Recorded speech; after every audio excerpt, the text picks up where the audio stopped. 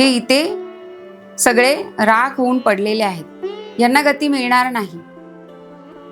मग यांना गती कधी मिळेल? प्रत्यक्ष गंगा जेव्हा येईल ना पृथ्वीवर, त्या गंगेच्या जलानेच यांना गती मिळेल, तोपर्यंत गती मिळणार नाही. म्हणजे एका ऋषीमुनींचा शाप, एका ऋषीमुनींना दिलेला त्रास हा किती महागात पडतो बघा.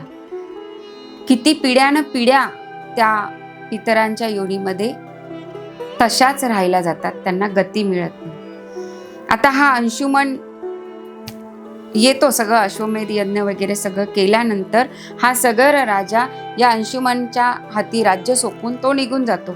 मग आता आपल्या पितरांना गती मिळवून द्यायची आहे, सद्गती मिळवून द्यायची आहे, म्हणून अंशुमन गंगादेवीची आराधना करतो आणि गंगादेवीची तपश्चर्या करतो.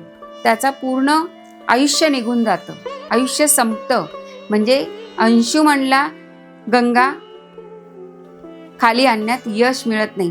पण बघा, अंशुमन गेल्यानंतर त्याचा जो पुत्र आहे दिलीप, तोही तीच तपश्चर्या कंटिन्यू करतो.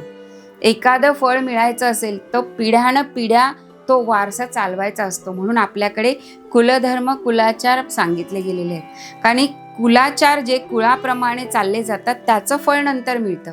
पण या कलियुगामध्ये कोणाला कुळाचार माहीत नसतात.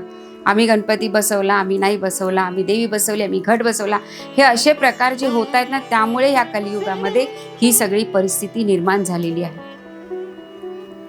कारण कुलधर्म कुलाचार, आपल्या कुळातली मुलगी घरात आणणं, कारण याला कारण हेच होतं की आपल्या कुळाचे जे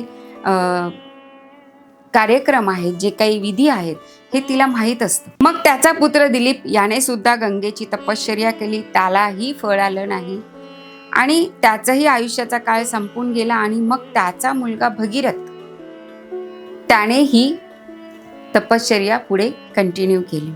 खडतर तपश्चर्या केलेली आहे त्याची. कारण नेहमी असं म्हटलं जातं, कुठलाही दोष असू दे, हा 3ऱ्या पिढीपर्यंत वाट बघायचं असतं.